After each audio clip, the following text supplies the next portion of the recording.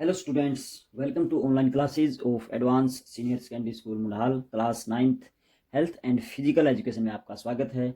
और आज हम फर्स्ट चैप्टर में पढ़ेंगे कि विद्यालयी स्वास्थ्य अर्थात जो विद्यार्थियों का स्वास्थ्य है उसको बढ़ाने में विद्यालयी स्वास्थ्य विद्यार्थियों के स्वास्थ्य को अच्छा करने में शारीरिक शिक्षक की क्या भूमिका होती है। बच्चों के स्वास्थ्य को अच्छे तरीके से आगे करने में या उसको आगे ले जाने में या उसमें सुधार की जो प्रक्रिया है उसको हम किस प्रकार एक प्रकार से सही रख सकते हैं, तो उसमें शारीरिक शिक्षक की भूमिका है वो आज हम जानेंगे कि वे कौन कौन से विषय हैं जिसमें शारीरिक शिक्षक किस हद तक बच्चों के स्वास्थ्य को प्रभावित करता है, उनको निर्देश देकर या उनकी आदतों को बदलकर। तो काफ़ी सारी बातें हैं वो अभी हम चर्चा करेंगे। तो शारीरिक शिक्षक की भूमिका मुख्य तौर पर विद्यालयों में बच्चों की खेल क्रीड़ाओं से संबंधित होती है। तो जो भी एक्टिविटी होती हैं उससे स्वास्थ्य पर डायरेक्ट प्रभाव पड़ता है, ये हमें भी पता है। तो विद्यालय में शारीरिक शिक्षक की भूमिका अहम होती है बच्चों के स्वास्थ्य के लिए, बच्चों के शारीरिक विकास के लिए। तो सबसे पहले शारीरिक शिक्षक होता है वह बच्चों के स्वास्थ्य को बनाए रखने के लिए अनेक खेल क्रियाएं करवाता है या और भी काफ़ी एक्टिविटी होती हैं, तो उससे बच्चों का स्वास्थ्य सही रहता है। और उसके साथ साथ उनमें आदतों का समावेश करता है, अच्छी अच्छी आदतें उनको पता चलती हैं जिससे वे एक नकारात्मक आदत के कारण अपने स्वास्थ्य को हानि नहीं पहुंचाते। तो उनको अगर सही पता होगा, सही आदत का पता होगा, अच्छे अच्छे नियमों का पता होगा अपने जीवन से संबंधित, तो बच्चे अपने स्वास्थ्य को निश्चित ही उच्चतर स्तर पर लेकर जाएंगे। तो सबसे पहला पॉइंट मैं यहाँ लिख रहा हूँ, शिक्षक सबसे पहले बच्चों को प्रेरित करता है, स्वस्थ रहने के लिए प्रेरित। तो सबसे पहला यही है, छात्रों को स्वस्थ रहने के लिए प्रेरित करना। तो अच्छा स्वास्थ्य, सभी को पता है कि अच्छा स्वास्थ्य अगर हमारा होगा तो हम निश्चित तौर पर सभी कार्य करने में सक्षम होंगे। अगर स्वास्थ्य खराब हो जाता है तो उससे हमारा शरीर का तंत्र भी बिगड़ जाता है और काफ़ी दिनों तक हमें एक आलस, एक कमजोरी का अनुभव होता है। तो स्वस्थ रहने के लिए हम अच्छी अच्छी आदतें अपनाएंगे, अच्छे अच्छे कार्य करेंगे ताकि हम अपने शरीर को स्वस्थ रख सकें। नंबर 2 पर हम लिखेंगे कि काफ़ी सारी बीमारियां होती हैं जो जाने अनजाने में बच्चे गलत आदत अपनाने से उनमें होने की संभावना बढ़ जाती है। तो जो संक्रामक रोग होते हैं या अन्य भी काफ़ी रोग होते हैं, मौसमी रोग होते हैं जो मौसम के अनुसार फैलते हैं, अगर हम उनसे बचने के लिए कुछ नियमों का पालन करेंगे तो अवश्य ही उनसे बचाव कर सकते हैं। तो अनेक संक्रामक बीमारियों से अवगत कराना व रोकथाम के उपाय बताना। तो अनेक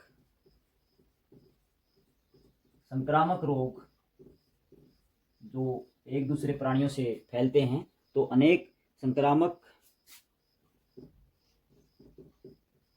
रोगों से अवगत कराना कि कुछ रोग ऐसे होते हैं जिनका हम अगर पहले से ही सचेत हो जाते हैं तो वो रोग नहीं फैलते। तो अनेक संक्रामक रोगों से अवगत कराना व रोकथाम के उपाय बताना। तो अगर हमें उनके फैलने के तरीके पता है तो हम उन कार्यों को पहले से ही नहीं करेंगे तो उन संक्रामक रोगों से हम बच सकते हैं। वह अगर किसी को वो रोग हो गया है तो दूसरे बच्चों को हम कैसे बचाएं या उनको वो रोग ना फैले, ऐसे कौन से कार्य हैं वो करें। तो वो रोकथाम के उपाय भी हम बच्चों को बताते हैं जिससे बच्चों के एक स्वास्थ्य ज्ञान में वृद्धि होती है और वो अनेक आने वाली गंभीर बीमारियों से बच सकते हैं। नंबर 3 पर हम लिखेंगे जो भी आदतें होती हैं बच्चों की, मेनली जो छोटे बच्चे होते हैं उनकी खाने पीने से संबंधित आदतें हैं, अगर हम उनको सुधार कर देंगे, उनका सुधार कर देंगे तो निश्चित तौर पर लगभग 80% बीमारियों से वो दूर रह पाएंगे। तो खान पान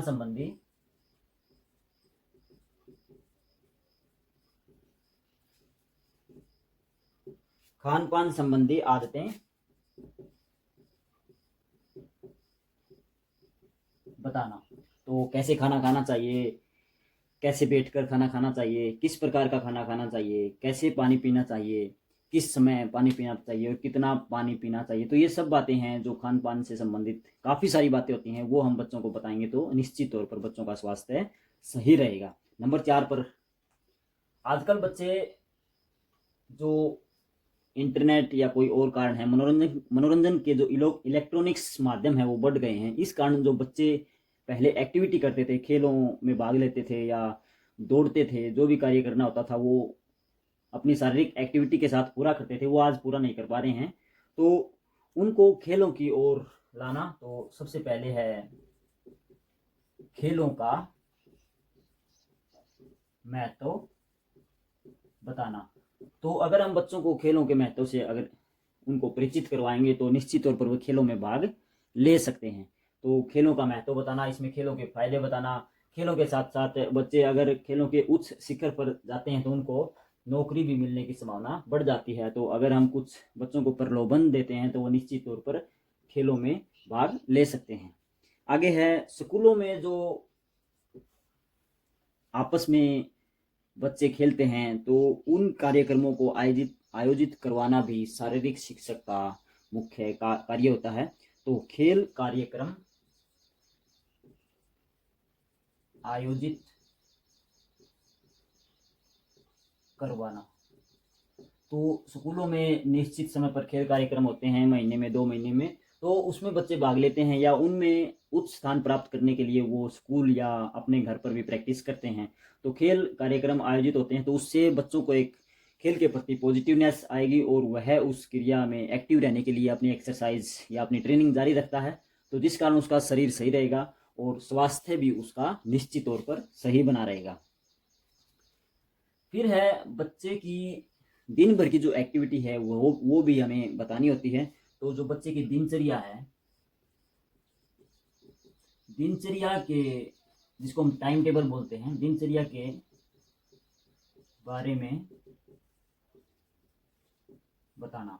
तो सुबह कितने बजे उठते हैं, उठकर क्या करते हैं, कब खाना खाते हैं, नाश्ता करते हैं, कब स्कूल जाते हैं या कोई और एक्टिविटी करते हैं, दिन भर क्या करते हैं, कब आराम करते हैं, शाम को क्या करते हैं, खाना कब खाते हैं, तो सब जो भी हमारी हम दिन में एक्टिविटी करते हैं, एक स्वस्थ दिनचर्या के बारे में बच्चों को बताना, जिससे उनका स्वास्थ्य बना रहे। आगे है 7वां पॉइंट, जो भी स्कूलों में स्वास्थ्य से संबंधित कार्यक्रम होते हैं उनकी जानकारी बच्चों को देना। तो स्कूल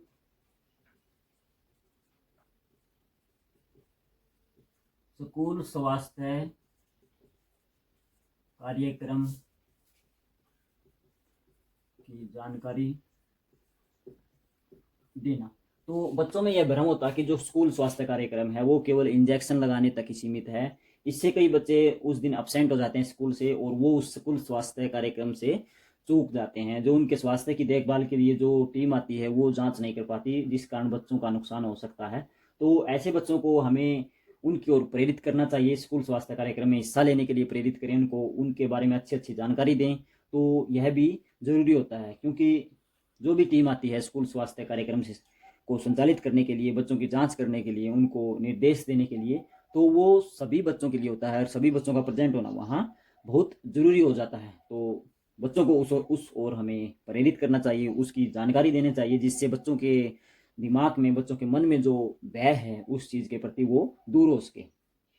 नंबर 8 और लास्ट है योग शिक्षा के बारे में बताना। तो योग शिक्षा के बारे में बता। योग ऐसा माध्यम है जो स्वास्थ्य को सही रखने में मदद कर सकता है। तो इस माध्यम को सभी लोग, बच्चे, बड़े, बुजुर्ग सभी अपना सकते हैं। तो योग एक स्वास्थ्य का पूर्णकालीन रूप है जिसको किसी भी उम्र में हम कर सकते हैं।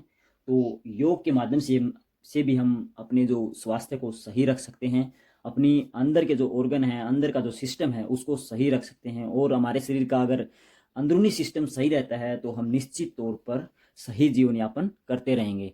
तो बच्चों, स्वास्थ्य शिक्षा का अर्थ एवं महत्व आज हमने इस चैप्टर में शारीरिक शिक्षक की भूमिका जो बच्चों को स्वास्थ्य की ओर प्रेरित करने के लिए होती है, उसकी मुख्य मुख्य बातें जानी। तो इसके अलावा आप भी अगर कुछ इससे संबंधित आपके पास कोई टॉपिक, कोई पॉइंट हैं तो वो आप लिख सकते हैं। तो इसको अच्छे से नोट करें, अच्छे से याद करें। Thank you.